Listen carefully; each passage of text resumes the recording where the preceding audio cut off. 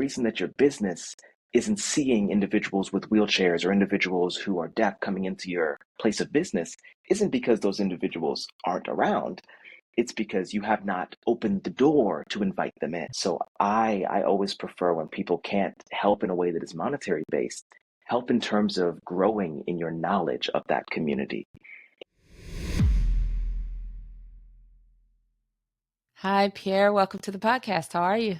I'm doing well, thanks. Thank you so much for having me.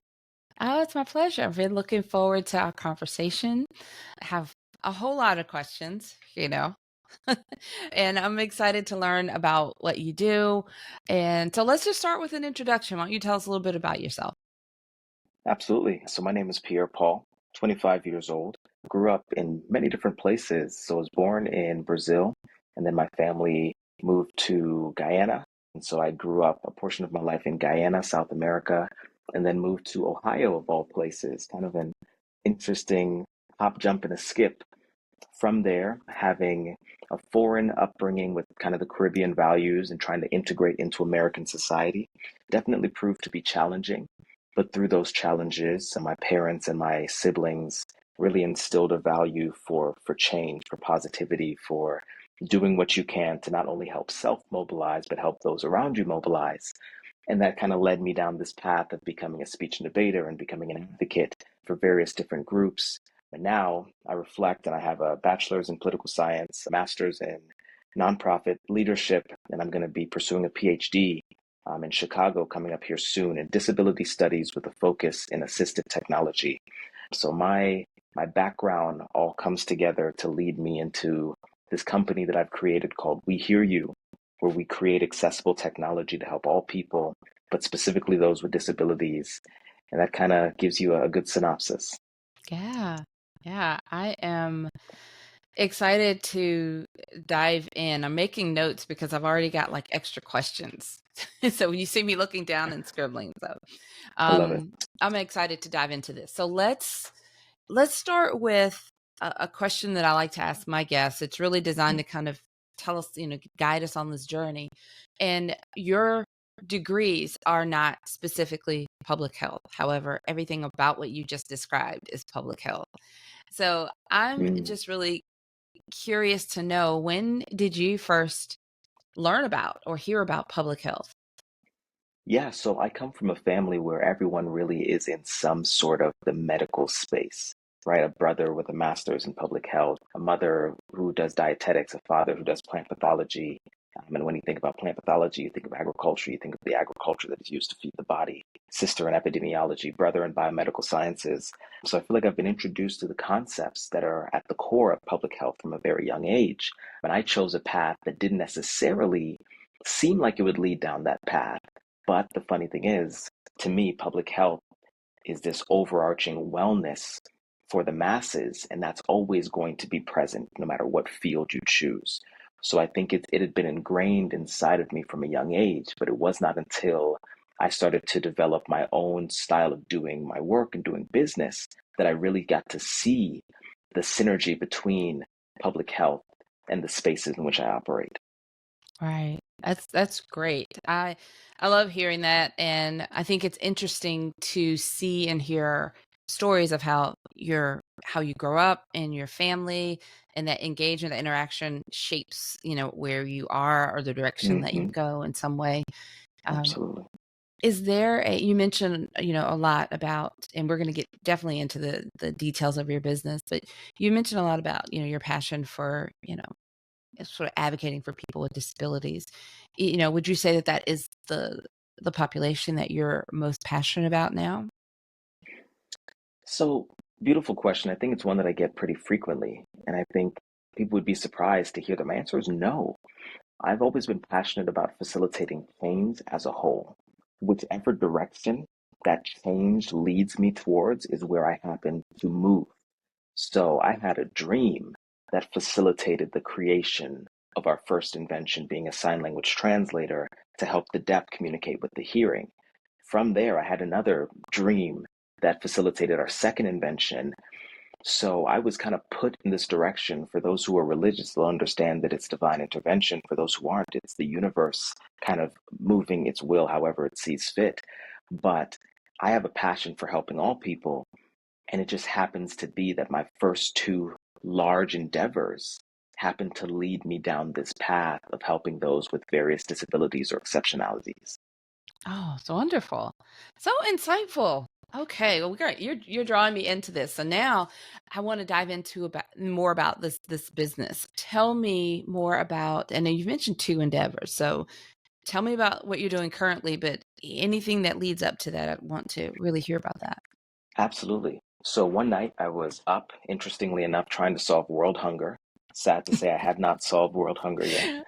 Love Um, it. but I came across some articles talking about how difficult it is for deaf individuals to order coffee. So I started doing research and looking into what other scholars had said and what innovators had done. And I saw some solutions. People had created these gloves, these neurological gloves to help translate sign language. But then I found deaf scholars who expressed that that solution wasn't a real solution. It was done from a hearing centric perspective. The beauty of sign language is in the hands, it's in the face, it's in the body, it's in all of these aspects. So to cover up the hands of the signer is disrespectful. So I fell asleep that night and had a dream that I was walking into a McDonald's of all places. And for some reason in my dream, I knew sign language. So I sign into this tablet on the counter. It vocalizes it for the associate behind the counter who is hearing. And then they spoke into the tablet and it signed back to me. I woke up the next morning, contacted my best friend. She's now actually the COO of the company. And I was like, hey, Bethany, I have this amazing idea. I think we should build a sign language translator. And she instantly was on board. But she asked a question. She said, why is it that you never seem satisfied with the work that you do, with what you put out into the world? And I was like, Bethany, when you hear the struggles of the people around you, there's never a moment of really being satisfied. And that's why we decided to name the company We Hear You. It's because we hear the struggles of those around us. So we got building, we built our sign language translator, we launched a beta version in December of 2020. We got attention from the Googles, the Microsofts, and then the deaf community was like, hey, we see what you're trying to do, but we need you to make it better and more attuned to our community. So we take the sign language translator off the market. It was in a couple coffee shops. We get to work and the team's like, P, we're broke. What are we going to do? So I go to sleep. And here comes another vision for a device called Push, a remote device that turns handicap accessible doors into automatic doors. Or put even simpler, it's a garage door opener, but for doors, commercial doors that you see leading into businesses. Because right now, hitting that ADA button, maneuvering out of the swing of the door, or then just getting to the door within the 7 to 12-second window proves to be tough. And I want all the listeners to envision when you're at the crosswalk and you hit the button and it starts timing down and all of a sudden you feel yourself hustling to get to the other side of the crosswalk. This timer is going down. That really helps encapsulate how this problem impacts individuals who are in wheelchairs, who are in crutches, who are in scooters. They hit this button and now the timer's going down. The only difference is if they don't reach the other side of the door in time, they get pinned between the door and the frame of the door. Mm. So I have this idea for Push. And with all of these inventions, my background isn't in either of these two spaces, but I surrounded myself with scholars who could help get the idea off the ground. I did the research, I conducted all of the studies, did the surveys, and then I got a team and said, hey, here is the brief filled with the research that we need. Let's build. And so from that, so just kind of fast forwarding, Push hit the market after 6 months. We broke even after 6 months, which is in the world of business is just one of those things that does not happen. And so Push is in over 10 locations right now. We finished our initial phase of testing. We were just in St. Louis competing for $100,000. We hear in a couple days whether we got it. And if we do get it, we'll be launching generation 2 of Push, which allows you to open doors using Bluetooth. So you can have your phone and it'll just open the door automatically for you. And we actually are going to be releasing something new to the world. We found a way to make a portable automatic door opener that can make any door automatic, whether it be a bathroom door or it be a car door. And that's going to be the first of its kind, patent pending. I'm excited to launch that to the world. And then our sign language translator, is being placed on a robot with Air Emirates. So Air Emirates brought us on to do paid POC, and we're going to be putting our first sign language translator on the world's first check-in robot in Dubai in the next month. Wow. That's so exciting. Thank you. Congratulations. Thank you I so love much. I love innovation and action like that. In terms of timeline, going Hmm. back to the first we hear you, the translator. Yeah, yeah, yeah. How long has it been from that, I guess production Hmm. to where you are now in this process? Yeah. So the idea hit me 2019. We launched and got incorporated and got the trademarks and the registers and it's pending December of 2020. So sign language translator has been around since December of 2020. But the past 6 months have been that explosion of that invention, which just goes to show innovation does not happen overnight. It is a process that you have to be willing to dedicate your time and energy to and believe in what you've created. Whereas push has been around for about a year, maybe a year and a half, but that one instantly took off, hit market, brought in revenue. But I invented that purposely to be the first one to hit market. And I originally had the goal of using the money from push to funnel into the sign language translator. But once I developed push, I realized that those are two different communities. I can't, in good conscience, take from this invention and put it into the other, even though they're both my companies. It's putting the respect to both of these communities and understanding that their struggles might seem similar, but they're very different. I understand. That's amazing. I'm going to need to process that one for a little while, but that's Thank you. amazing. I love the innovation, love the action taking. I love that you know, you see a need and you are not afraid to, to step up and, trust the calling, the message, the intuition, whatever, the that people, however they label that guidance Absolutely. to for a population that you see a need and you're trying to meet that need. So kudos to you on so many Thank you so levels. much. Thank you.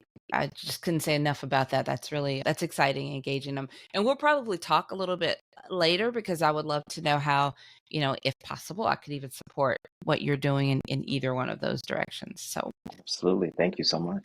yeah, very excited about that. Let's talk a little bit about, so you've got these two products. If someone Hmm.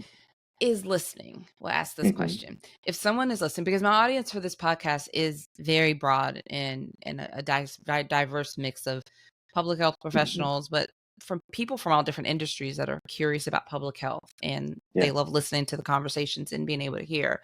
We've got entrepreneurs, but if someone's listening and they want to get involved in some way, like what is a need that you have on this journey? How can someone Mm.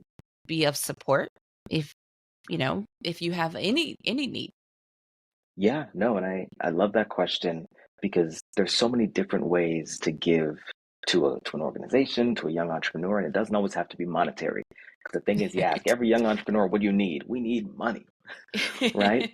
But Exactly. that's that's not always the easiest way to give. So with that understanding, it really is time, time and understanding is the next thing that I think people can offer. It's inquiring about the space in which I operate in, whether that's reaching out via our website, wehearyouasl.com, or whether that's finding us on social media, wherever it is, inquiring and learning that this exists in your world. And the reason that if you're a business owner, the reason that your business isn't seeing individuals with wheelchairs or individuals who are deaf coming into your place of business isn't because those individuals aren't around. It's because you have not opened the door to invite them in, right? Mm, So I always prefer when people can't help in a way that is monetary based, help in terms of growing in your knowledge of that community. So yeah. now we can ensure that while I'm doing the work on my end, on your end, you're ensuring that you're helping individuals. It's same in public health. I was honored to lead a diversity, equity, and inclusion training for the American College Association for I'm messing up the acronym, but it was essentially the American Medical Association for college campuses. They invited me to Boston to lead their diversity and inclusion training.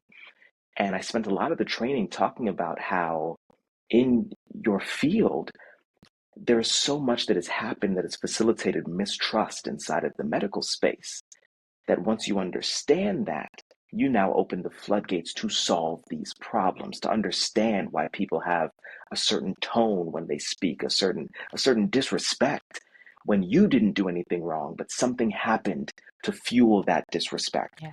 And it's the same for all marginalized communities. The individuals who are disabled, individuals with various exceptionalities are no different.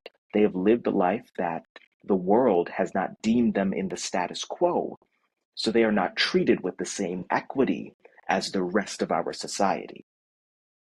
So, Yeah. Well said. I am going to make sure that this episode gets shared and promoted throughout my entire network so that, that's something within my will that I can help get this out there so other people can get, introduced to you absolutely. and be drawn in and bring more resources, support, community, all of the things possible. That's something that I Thank can you. do. I love that. And that's huge. That is huge. I appreciate that so much. All right, so this is where a segment where I call connecting the dots. Hmm. And I love this, especially given your situation. Like I said, your background, you've told us about your educational background and how you are connected to public health Hmm. and the service that you do. I really would love for people to hear how public health is really helping you to have a greater impact in the Mm. community that you serve and in your industry. So, can you please just discuss in your own words, Yeah, how does this understanding of public health help you better serve the community and have a greater impact in the industry that you serve in? absolutely. Great question. I'd love to connect these dots. And I guess in my mind, what makes public health so unique is that it does not have constraints, right? There are no constraints on public health. Public health to me has always been a concept that is exactly, it's public. It is every single person fits into the scope of public health because they exist. Yet at the same time, if you take a utilitarianistic approach, doing the most amount of good for the most amount of people, I've always felt as though public health is doing the most amount of good for the most amount of people, but also taking the time to understand which groups of people might not be benefiting, and then recorrecting to also include those individuals. And I think that's where the dots connect for me. I spend my life living in this lens of who is seen as the status quo, how are those people benefited based on our society, and then who are we forcing to acclimate into the world that we live in. And that is that separate section of the research component of public health that helps you understand, once we have created this field to benefit the masses, who are we inadvertently leaving out because they might not fit into this box? How do we bring them into this world as opposed to forcing them to exist without help? So I've always seen that public health as this constantly extending hand and bringing more people in each time and never being satisfied once one solution is created, because they know that that solution might only work for one specific sect of people. So the dots connect in my work just like that. Wow. That's amazing. That's extremely well said. There is no one size fits all. Mm, So this is important. It has a lot to do with the framework even that I operate this podcast. And, yes. I will ask very similar questions of all my guests, and all my guests could be the exact same public health, Hmm. masters of public health. They could all be epidemiologists. They could all be the same, but their responses are going to be completely different. And Yeah. it's going to resonate, with people from all different walks. So very well said. Thank you for that. Thank you. I have, I mentioned earlier, a really diverse audience. So Hmm. I'm going to ask for some guidance from you, just, your own thoughts Yes. here, but because people could come from any walk, it could be anywhere from Mm, a student to a most senior level executive in public health, or, an entrepreneur, someone in a hmm. completely outside industry that is now very interested in public health. I mean, it could be anyone from any different walk there. But if someone is listening and they're Yeah. interested in your niche, Hmm. and this is a very kind of loaded specific question, but But really, someone who's interested in doing the type of work that you're doing, do you have a bit of advice that you could share for someone who's interested? Yes, I think the biggest piece of advice that I could give to anybody who's interested in this field, and honestly any field, but anything that's kind of specific in the work that I do, you have to come in ready to understand that you do not understand, right? The same way that inside of the Black community, Black individuals aren't looking for white saviors. Inside of the deaf community, they're not looking for hearing saviors. Inside of the disabled community, they're not looking for able-bodied saviors. These are groups of people who are strong based on the endeavors that they have faced. And because of that, they're looking for allies who are willing to do more listening than it is speaking sometimes. And I think that patience, the concept, I've been meditating on this over the past couple of days. Patience is a virtue, is something that we throw around, and we hear it and it's a cliche. But if you really sit with it and you think about the moments that really frustrate you the most where you lack patience, you understand that what makes it a virtue is how difficult it truly is to reach this level of being able to be patient in almost all situations, no matter your proficiency in the topic and no matter how comfortable or uncomfortable it might be. So I think you got to be patient. You have to enter into it knowing that you need to do more listening than speaking.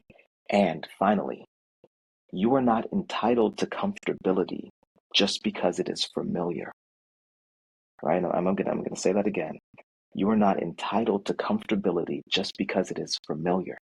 The only reason that we live comfortable lives is because somebody at some point had to fight through the uncomfortabilities to give us the blessing that is living in a world that is comfortable. To enter into any space, specifically the space that I'm in, you have to be willing to make mistakes and learn because you're patient, learn because you're listening. You're going to be uncomfortable, and it's okay. But how you maneuver through that uncomfortability to facilitate a world that is comfortable for somebody else speaks volumes about who you are. Yeah, absolutely. So well said. You just dropped all sorts of gems throughout this whole conversation. It has been so nice to and refreshing to hear from you, to learn about what you're doing. It's Thank you. encouraging, inspiring. And for me personally, if no one else gets a lot out of this, I certainly have, but I know that my audience is appreciating this as well. So thank you. Thank you for taking some Thank you. time and sharing so generously with us. No, it has been my pleasure. I love this opportunity. I'm always humbled and honored when I have the opportunity to speak to diverse audiences. Like you said, you've cultivated a diverse audience because you've made a platform that gives voices to many different people, and I appreciate that. So thank you.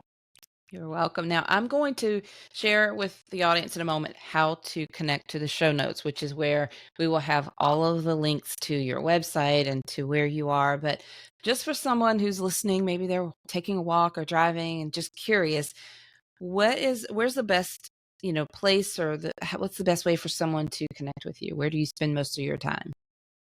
I feel like nowadays I spend most of my time on LinkedIn.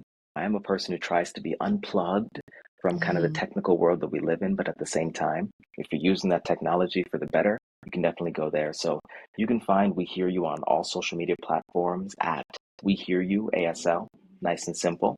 And then you can find me on LinkedIn, Pierre Paul, or We Hear You on LinkedIn. Shoot us a message. Let us know what you're interested in. Let us know how we can help. And let's get the conversation started. Oh, that sounds wonderful. Well, thank you again, Pierre. It's been a pleasure. Thank you.